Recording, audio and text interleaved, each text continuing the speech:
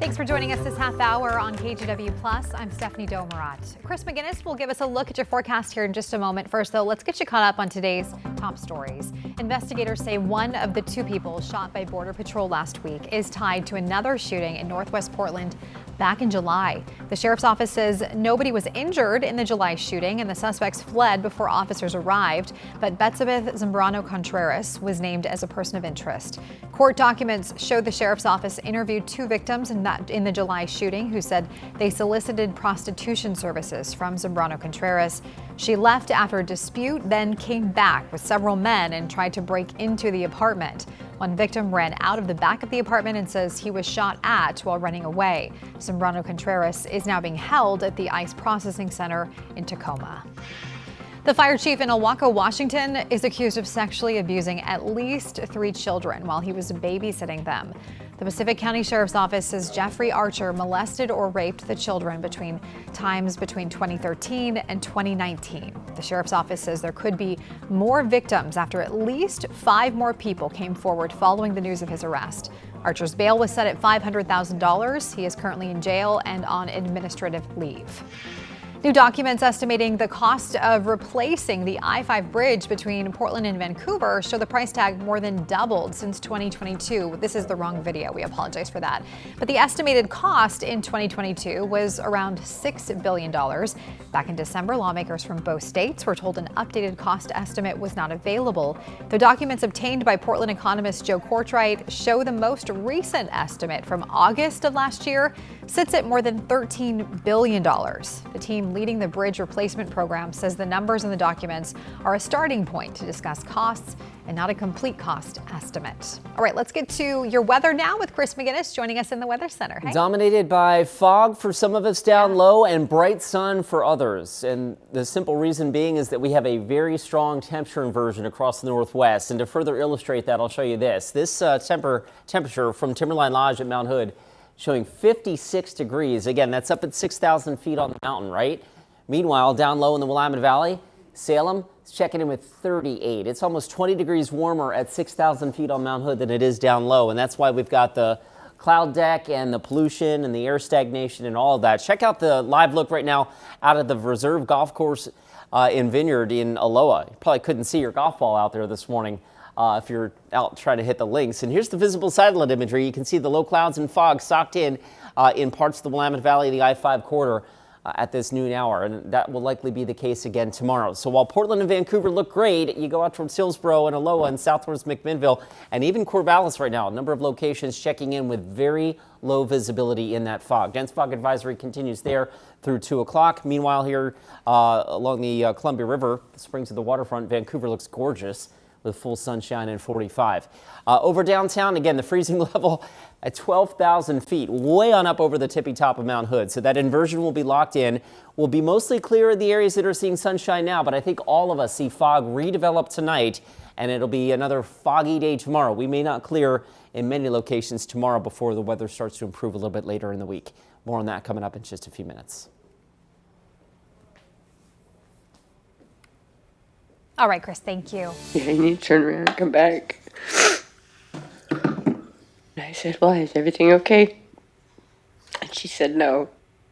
On December 5th of 2023, the grandmother of a 6-year-old boy learned that he was attacked and killed by 2 dogs. This week, a trial is underway for the Portland woman who is the owner of those 2 dogs.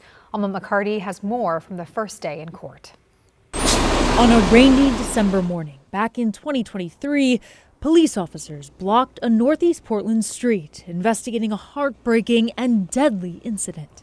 Investigators found 6-year-old Loyalty Scott dead inside a home after he was mauled by 2 dogs named Carlos and Lola, belonging to Coco Miller. She had been in the garage, that Loyalty had opened a door to the garage. Carlos had been in the garage and had lunged at and attacked the victim. The other dog, Lola, then joined in the assault, and that she was unable to pull both of the dogs off of Loyalty. Months later, a grand jury indicted her on 4 felony charges, including criminally negligent homicide and maintaining a dangerous dog. She did everything she could to put herself between the dog and the child. When she had nothing left physically, she yelled for the child to run. He said he could not. Miss Miller ran to retrieve her firearm in an attempt to stop the dog. When she returned, the dog trotted past her. It was then, only then, that she realized the child was no longer alive. On Monday, Miller's trial began. Loyalty's grandmother, Rena Scott, took the stand. Loyalty loved animals, and if he seen them, he would call them. He would try to approach them if they were. He wouldn't understand they were being aggressive until he actually seen it. She testified about the initial phone call from Miller, hinting at what had happened. Yeah, you need to turn around and come back. And I said, why, is everything okay? And she said no. She said he was gone. And I said, you need to find my baby. I thought he had ran off at first. While prosecutors argue this attack was predictable and preventable, the defense says the tragedy was a perfect storm of unforeseeable events. Alma McCarty, KGW News. Difficult day in court there. Well, in an update now, we have learned a 64-year-old woman has died after she couldn't get out of a house fire in Northeast Portland yesterday morning. We brought you video of this fire yesterday. Investigators believe flames broke out on the main floor, sending smoke upstairs where the woman was found unresponsive. They think an extension cord attached to a portable space heater started the fire. Officials say any large appliance should be plugged directly into a grounded wall outlet, never a power strip or extension cord. Firefighters also did not find any working smoke detectors in the home on Northeast Garfield. Portland police are investigating after two men were found dead at a recycling center in North Portland days apart. The facility is on North Hunt Street, just north of Columbia Boulevard. Police say the first body was discovered January 5th, the second on January 9th. No details so far about what happened to the men, but the police homicide unit is investigating. Police do not believe the public is in any danger. And take a look at your screen. Woodburn Police Department is asking for help tracking down this man who they say stole two packages from a home on Dahlia Street in Woodburn. He's described as being between 5'9" and 6 feet tall. They say he was seen getting into a silver or gold sedan with a dent in the front passenger side fender. If you see him or have any information about this, you're asked to contact Woodburn Police with the number there on your screen.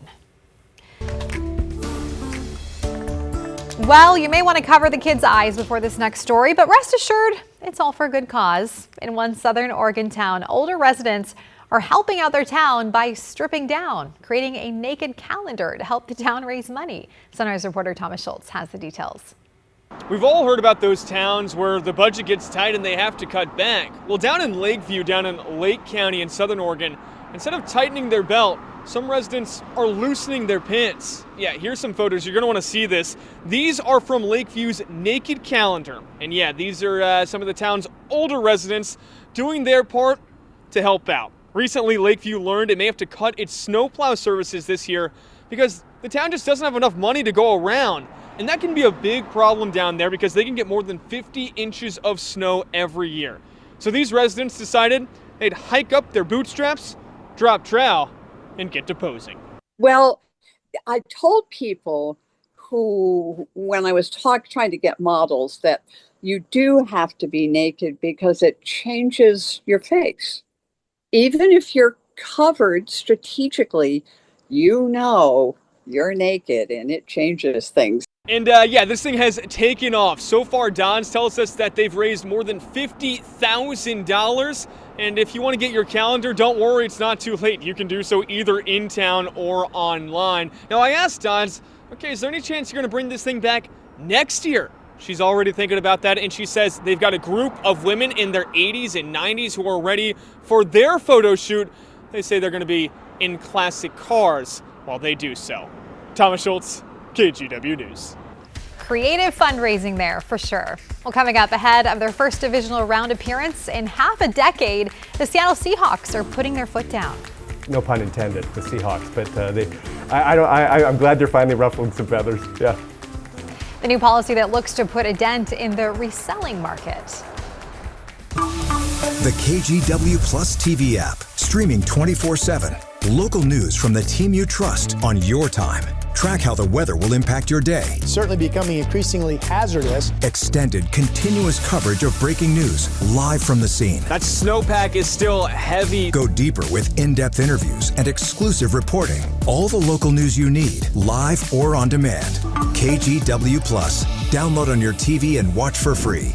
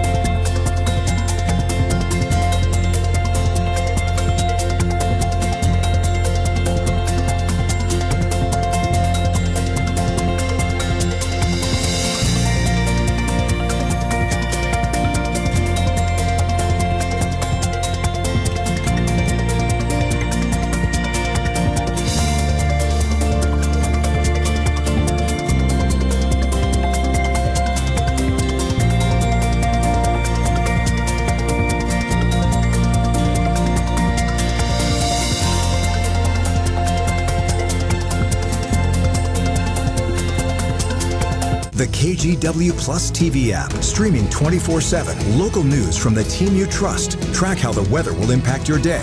Breaking news live from the scene. All the local news you need. KGW Plus. Download on your TV and watch for free.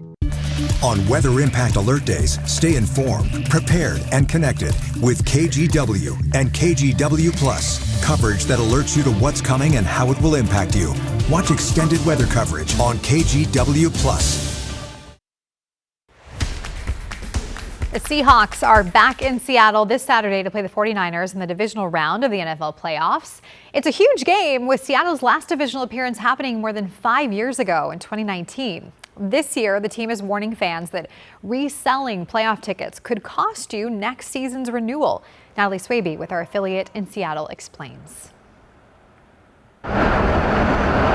Seattle will soon be bursting with playoff energy. I love my town. I love the Seahawks. And the Seahawks-49ers rivalry, You gotta show me. it's revved up and roaring. You're looking at that Warriors, the town, the real town, Oaktown.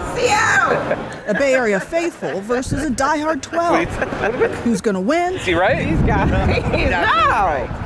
No, absolutely not. Battle lines cut across the city, with fans staking their claims. I am a Rams fan. My husband's a 49er fan. And my son's a Seattle fan. For her son, she captures the moment. It's his team, so I want to take pictures for him. A picture at Lumen Field, a place known for being loud. Oh yeah, one of the highest decibels ever, so yeah. I still remember what it was like being there. The noise hit such a deafening level that it turned into a hum. Jeff Hindle is a season ticket holder. And then we have a firm policy in our group that nobody sells their tickets to, non-Seahawks fans. Now the Seahawks are sending out their warning about playoff ticket resales. We're happy to provide the ability to resell. If they determine that your tickets were primarily used for resale, I think that's the tipping point. If ticket holders do resell, it could affect their renewal eligibility next season. Right, no pun intended with Seahawks, but I'm glad they're finally ruffling some feathers. Yeah. I get that, to support your own hometown team. Oh yeah. I mean, you go there for a collective experience. And yeah, it's fun sparring with fans from other teams and things like that in a fun way, but it's way more fun high-fiving,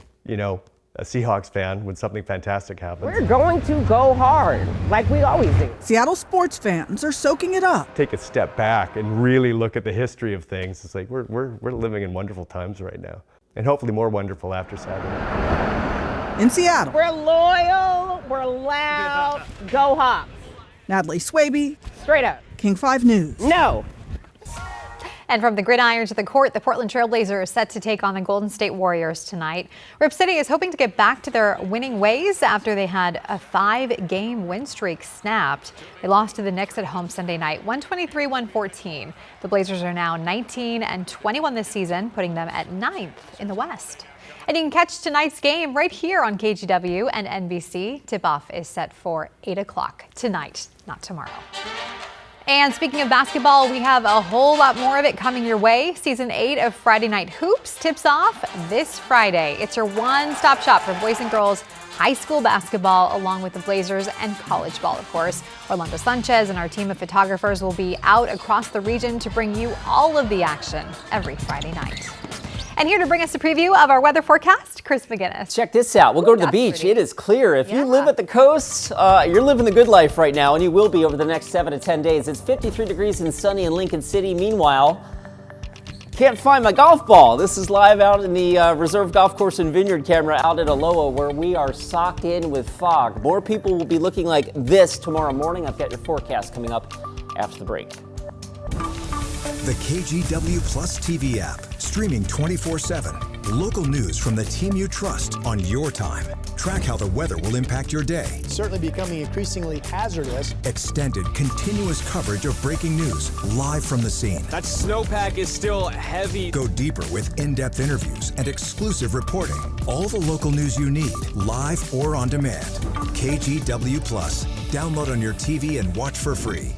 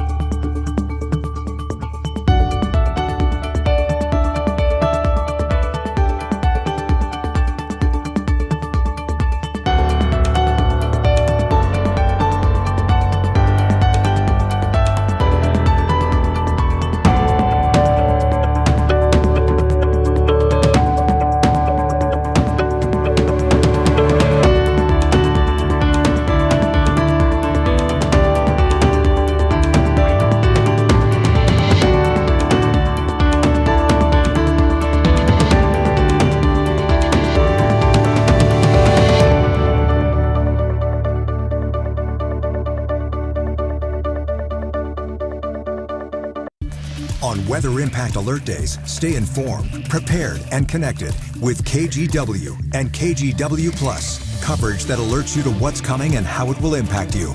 Watch extended weather coverage on KGW Plus. The KGW Plus TV app, streaming 24/7. Local news from the team you trust. Track how the weather will impact your day. Breaking news live from the scene. All the local news you need. KGW Plus. Download on your TV and watch for free. All right, thanks for joining us here on KGW Plus. Chris is back. We're in the with our bonus weather. round now. Okay. This is where we do trivia. Okay. It's weather related. Okay. I'm going to give you a number. You tell me what it means. 13. 13. That's an We're unlucky in January. number, It is an some unlucky say. number. I don't know. It's also the record for the number of dry days, not a drop Wow. of rain at PDX in the month of January. 1985, we ripped off 13 days without a drop of rain. Wow. I don't know that we'll quite stretch it out that far, but the point is that dry days lining them up day after day after day is not a normal thing in January. Right. Because January is one of our rainiest months of Right. the year, like 3rd or 4th. So in what are any you looking event, at now, you think? we're looking at probably 10. Oh, wow. Yeah. Yeah, close. so that brings me to this graphic. This is the outlook from the Climate Prediction Center. It takes us out through January 18th through the 22nd. So beyond the range of our 7-day forecast into next week. And it still skews towards below average precipitation, or in this case, none, like 0 between now and probably next Tuesday. And I'll show you that here with Futurecast. This is our modeling going through the day today, tomorrow, and we'll take it through the 15th. So today's the 13th. So, oh, well, that could have been today's number, I guess, right? Today's the 13th. That was a trick question, and I didn't even know I was trying to be tricky.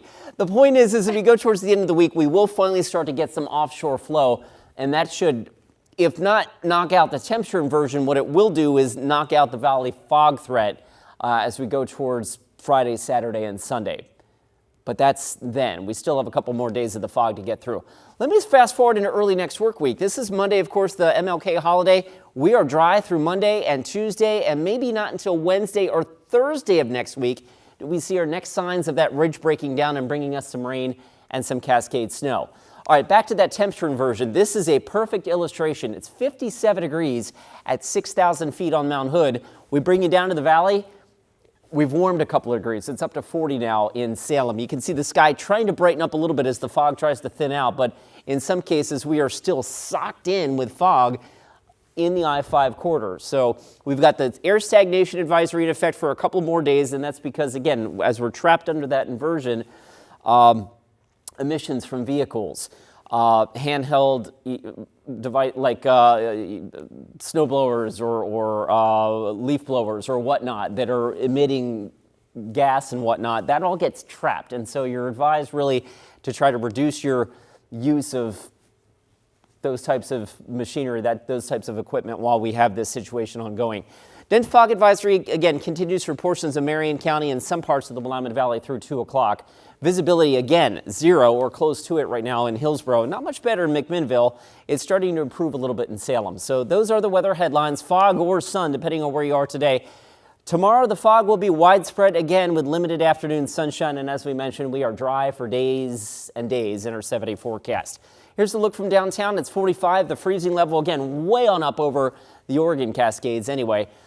Futurecast again nails the fog hitting the I-5 corridor once again tomorrow morning and probably a little bit on Thursday as well. Then we get an offshore breeze and that should help clear things out and allow a little more range in the temperature. Tomorrow will probably be a little cooler because of the fog with a high of about 46. And then we go back into the 50s with sunshine and air stagnation going into the next several days. Again, Monday is the MLK holiday. That will be a dry day with our next chance of rain not in the next 7 to 8 days.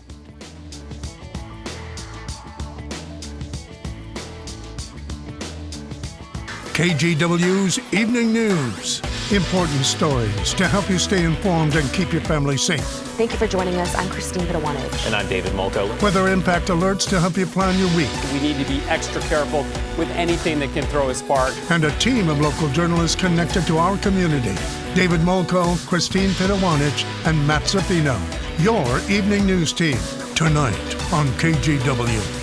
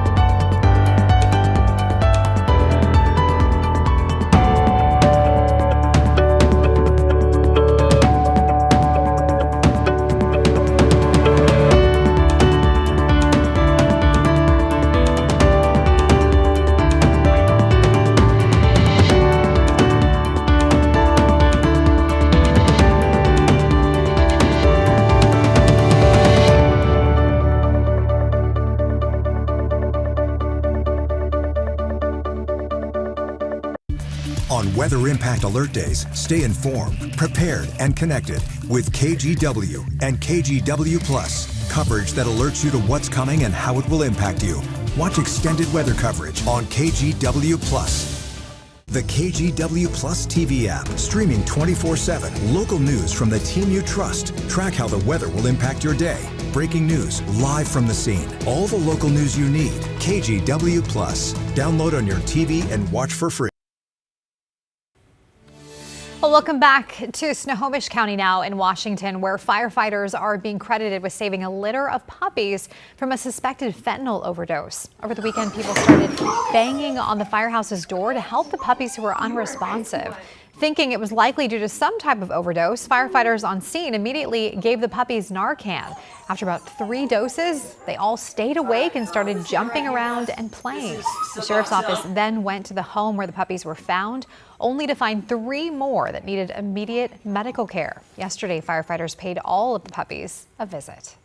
Awesome. They were so happy and playing and jumping around and playing with toys. Well, happy to report all of the puppies are now recovering, but it will be a little bit before they are ready to be adopted. They sure are cute. I just love that story. We'll be right back after this break.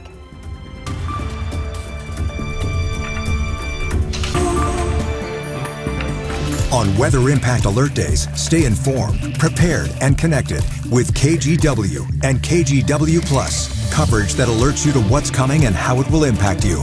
Watch extended weather coverage on KGW Plus.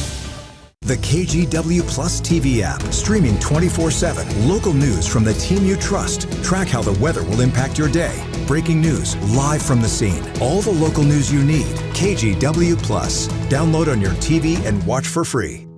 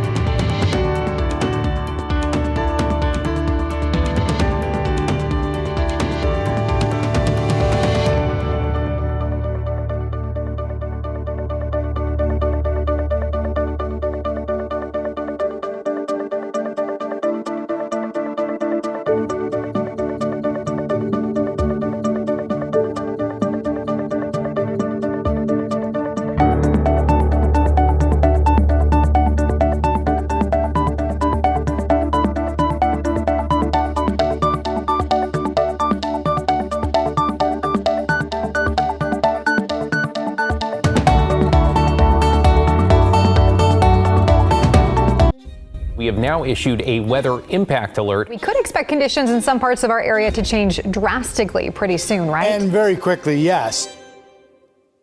This is significant rainfall coming our way. You'll definitely want to be extra cautious. Certainly becoming increasingly hazardous. We've got the potential for some tree limbs or even trees or power lines to come down. Of course, when you hear thunder, it's always best to take cover. On Weather Impact Alert Days, stream extended coverage on KGW+. All right, welcome back. Look at all that fog out there. Chris, you were warning us about this. Dense fog advisory continues for parts of the Willamette Valley through 2 o'clock. Meanwhile, downtown, it's bright and sunny. I know. Go so figure. Wild, right? I expect more of the same tomorrow as we look at that 7-day forecast. Fog to limited sun tomorrow with highs in the mid-40s. And then full sunshine. Dry for days. That is very un-January-like in this January. 54 back in the mid-50s on Thursday and Friday. All right, Chris, thank you. And thanks so much for joining us. A reminder, we have more live news 7 to 9 and at 5:30. Have a great day. We'll see you back here at 4.